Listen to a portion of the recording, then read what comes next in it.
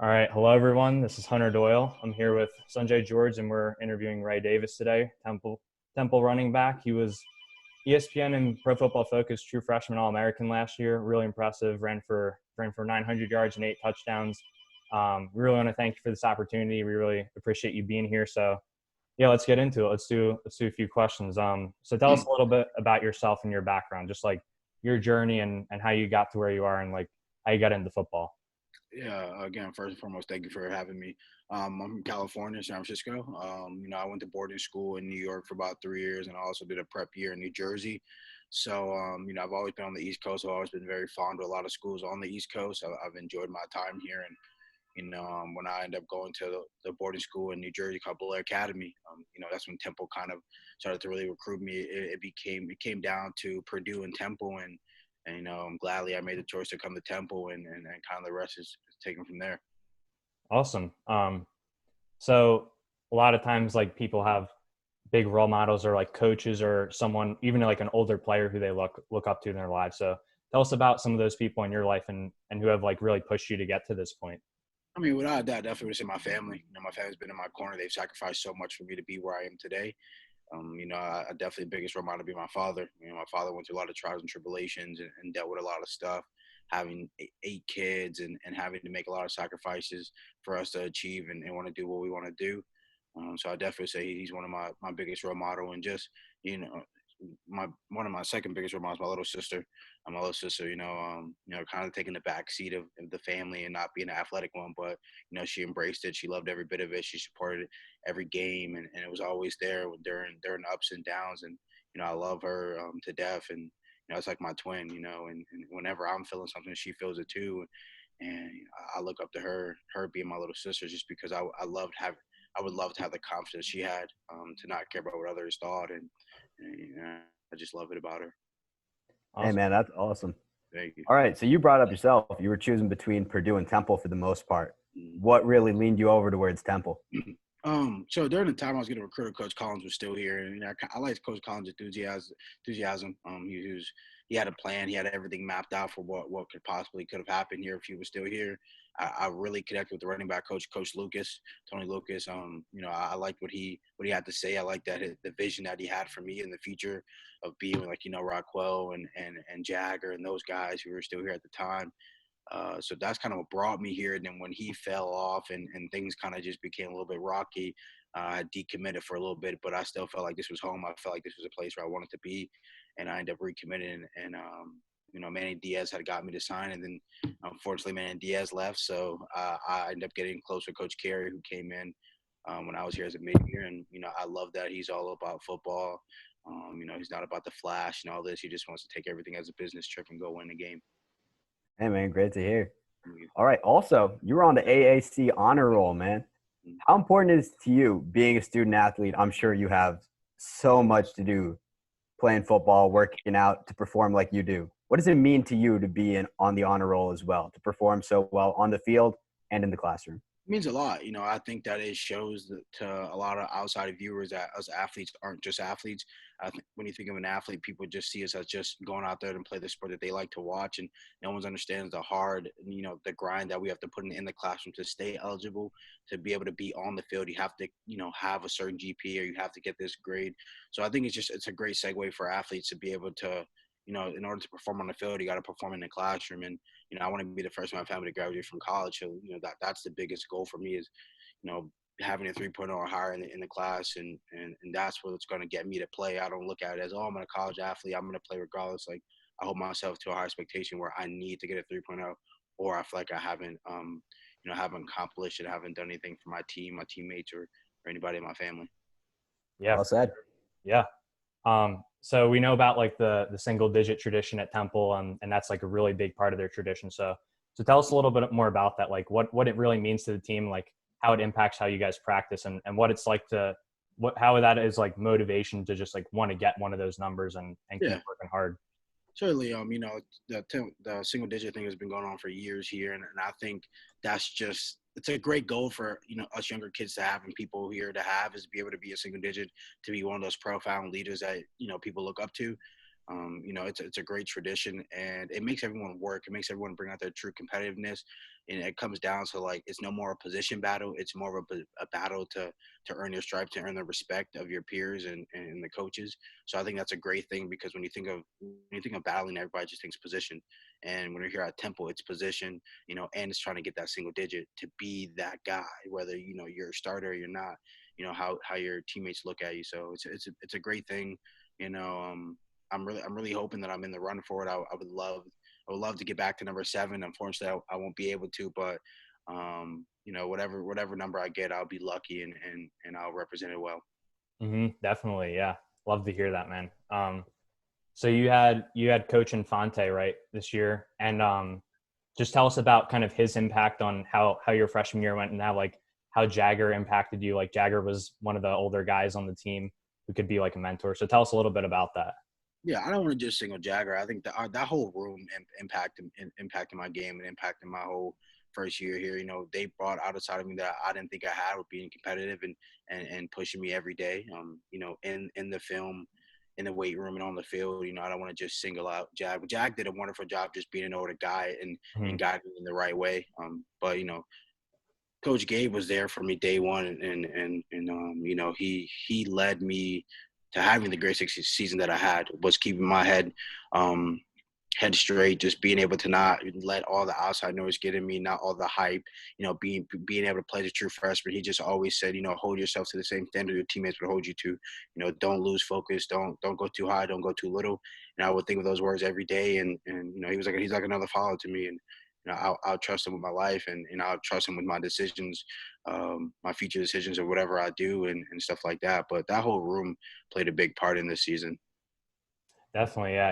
It's really important to build those relationships too, to have like that group cohesion going into a season.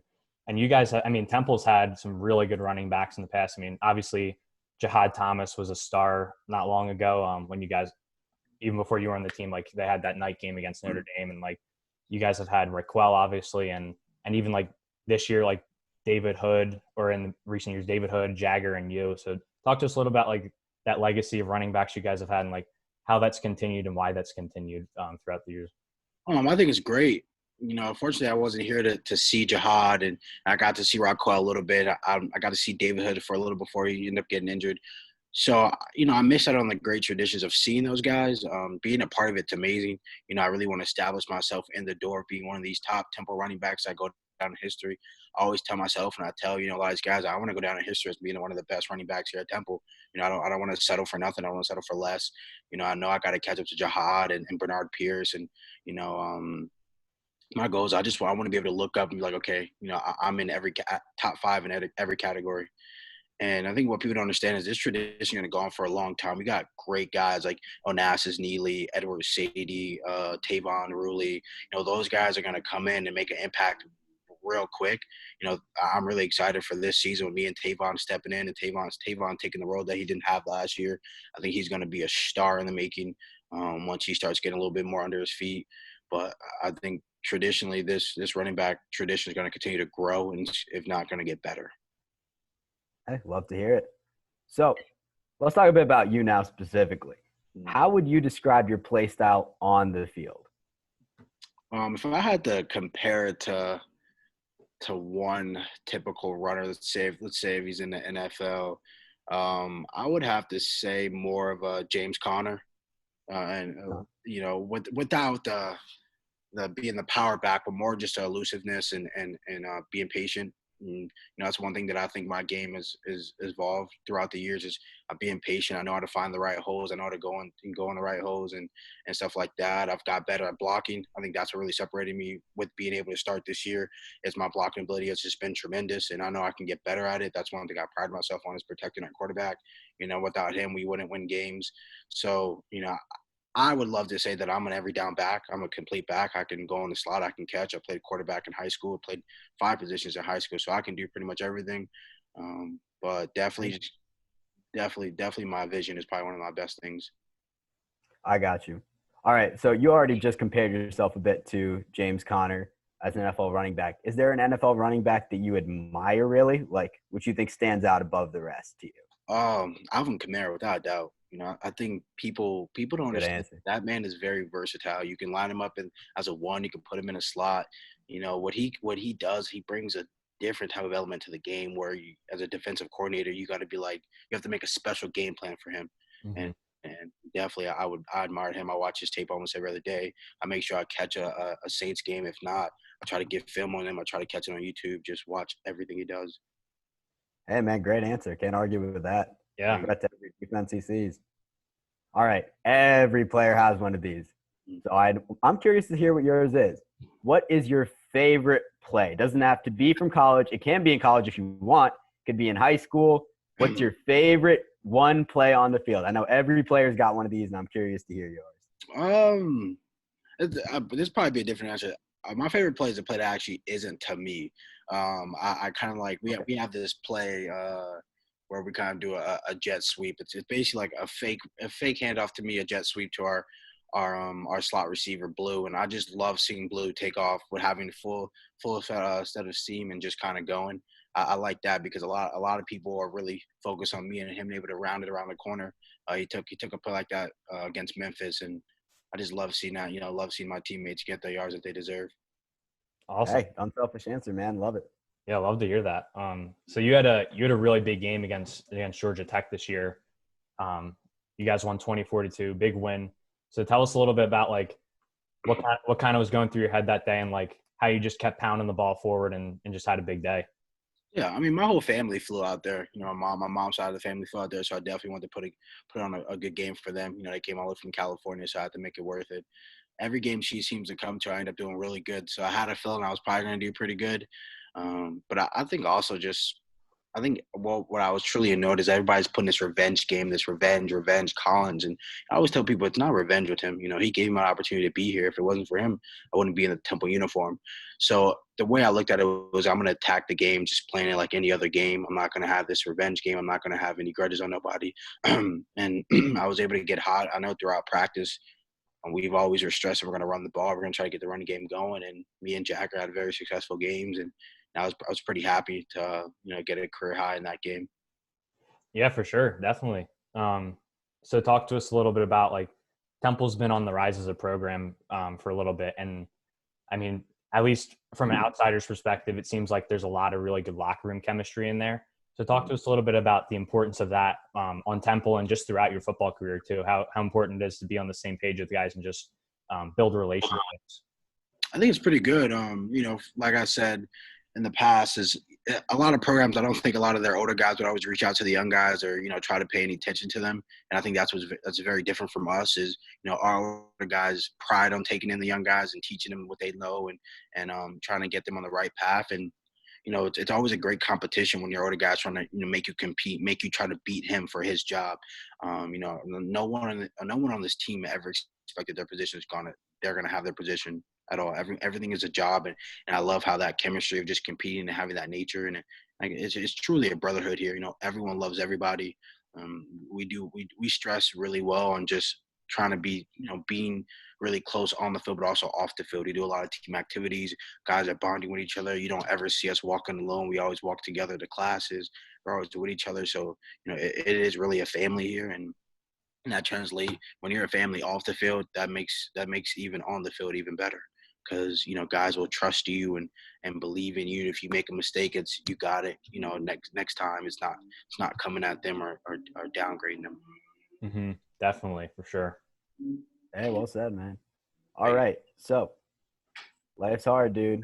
I'm sure you must have had some serious adversity in your life. What would you say is the biggest obstacle or challenge you've overcome, and how did you go about it? I grew up in foster care for 9 years, so that was probably the biggest thing. Is growing up in foster care, not really having a stable home. I jumped from house. Like I think I went through 7 houses in a month. No one really wanted me. So that was kind of a big thing that I went through in my life, was just trying to be able to learn to love myself, because others didn't love me at the time. My dad was going through a lot. My mother was going through a lot. So that was a big obstacle that I had to learn to really provide for myself. And I've seen a lot of things a young man shouldn't have saw. I've been through a lot of stuff a young man shouldn't have been through. And that makes me who I am today. I had to grow up as a man at a really early age. I had to self-advocate for myself at a really young age. So I'm always confident in what I do. I'm always confident in what I say, because at the end of the day, I was, I was there. I was able to control my actions and myself during the tough times, and I know throughout the good times I'll be able to do the same. Um, and and I also know obstacles. I like to put others before me, and I think sometimes it's a good and bad thing, But that's definitely going through foster care was the toughest thing that I could ever go through. And like I said, if I didn't go through that, I don't think I'd be here. I don't think I'd be the man who I am today. And I embrace it and I'm proud of it. Hey, man, thank you for leveling with us like that. Yeah, It's great to see sure. how much you use that to grow. It's admirable, honestly. All right. Now let's lighten it up a little bit. Yeah. What are your goals next season, stat and play style wise? I'm sure you're trying to take a jump. What are you looking for specifically like that? I'm trying to be a 1,000-yard runner in the season. I hit it all purpose, and I'm happy for that. But I want to hit it in the season. I really wish I can go up, have more success in the rushing game and the carries game. But definitely just getting better. Getting better all around. Being able to not give up any sacks for my quarterback and improving the catching game. I would love to get out in the slot and be more versatile for my team. I know we got some good stuff coming in the works this season. Hopefully we have a season, so got a lot of good things happening. But definitely, I want to be a 1K runner in a season. I was so close. I was 936, so that was a couple more yards. A bit more to go. Yeah, Definitely. Yeah. I was rooting for you right there, man. It was a fun season to watch. So tell us a little about like the team goals next year and just like, is there any specific aspect of your individual play like that you want to focus on or just kind of all around? I think our team goal is we want to win conference. I think every team goal in this conference is they want to win the conference, but it takes one game at a time. And I think one thing that we do well is we don't look ahead. We look at one game and that Saturday and that particular day, but definitely conference and that New York Six Bowl. I think we would love to be. We were very close this season, in my eyes. And then for me to help the team achieve that goal is again to get better blocking and get past the second defender in the run game. Definitely, yeah. And you guys are a pretty young team, so and you got a lot of veterans there who have been impactful. So I mean, I think big things are ahead. As a Temple fan myself, I'm a little biased, but I'm excited. I'm excited. But so obviously, right now we're all living in a global pandemic. So tell us about how you've been staying in shape during quarantine and just kind of like how things have been going in general. Yeah. So unfortunately, I haven't been doing everything that they said been doing, but we have a field not that far away from here, so I've just been kind of doing some drills over there. I'm completely safe. I'm not with nobody. And then I'm in our lounge right now, so me and my roommate will come and grab our ladder. We'll just do some stuff in the lounge, footwork, stuff like that. I try to work at least twice a week, 3 times a week at max. I'll try to go back. I'll go in the morning and I'll take a shower, come back, do some work, and then go back at night. I like doing the night workouts. It just feels way better. It's less distractions. It's really nice out.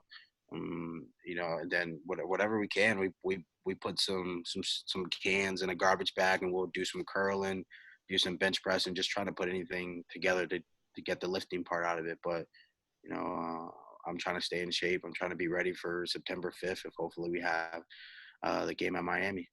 Yeah, definitely. So, I mean, you got to get creative sometimes and prepare, but I just want to thank you so much for your time. We really, really appreciate having you on. If it's okay, we're going to do some get to know you questions real quick. So tell us what's been like your go-to snack during quarantine. I mean, everyone's kind of been scrambling for food. Things are kind of sold out. So give us your tip for getting a good snack. It's a tie for Hot Pockets and ramen noodles. Ooh. Hot Pockets and ramen noodles. Those are I want a little bit of pizza rolls, but mostly ramen noodles and Hot Pockets right now. I got you. 2 minutes in the microwave. You're all good. Yeah, you can't go wrong. And then obviously like Tiger King came out. Michael Jordan Last Dance came out too. So what's been like your favorite Netflix show, TV show, or even like a movie that you've really enjoyed during quarantine so far? Man, all right, I'm gonna give you a top 5. I'm gonna have to. These are top 3 right now. Outer Banks. I don't know if you guys have seen that. So it's a great show. Outer Banks is pretty good. Ozark, of course, and this is probably gonna be an underdog. The Platform. I don't know if you guys seen that, but I like the platform. It makes you think. It makes you really figure out how did the system work and how do you defeat a system. So those are probably the top 3 that I've enjoyed the past couple weeks. Got you. Okay. Okay. I hear you on that Outer Banks one. My sister been on me to watch that one. I have Yeah. to check that out now. Yeah, it's really good. I think, you know, it's one of those shows that don't start off slow. It kind of gets right into it, and then the ending is amazing. I'm waiting for some other seasons to come out. The Umbrella Academy, The Society. I'm waiting for some season 2s to come out. I feel that. Good Anyway, shows. if you were not a running back, you already said yourself, I think you said you played 5 positions in high school. But Yeah. if you weren't a running back in college, what would be your position? What would you want to play? Man, I played quarterback at 5'9". I could play quarterback. I played quarterback in high school, a little bit in triple. Why not? If I was at Navy, I could play quarterback definitely. And here, safety. Okay. I got the eye recognition for catching a low ball. So yeah, safety be well. All right, that's tough. All right, last one. Best album you've listened to recently? Best album, man. Can't get no wrong with Rod Wave, man. Rod Wave. I got you. Okay. All right. Love Rod Wave. That's the man. What works, right? That's go to pregame, go to postgame, Rod Wave. Hey, we'd love to hear that. Thank you again so much for your time. I really, really like your mindset. I think big things are ahead. Hope to stay in touch too, and maybe have you on in the future at some point. I'm going to be watching you guys. I'll be praying for you guys I know it's hard with practicing right now. You can't have full practices and spring games and stuff. So thank you for doing this with us. And Yeah, thank you so much. Sign off now. You too.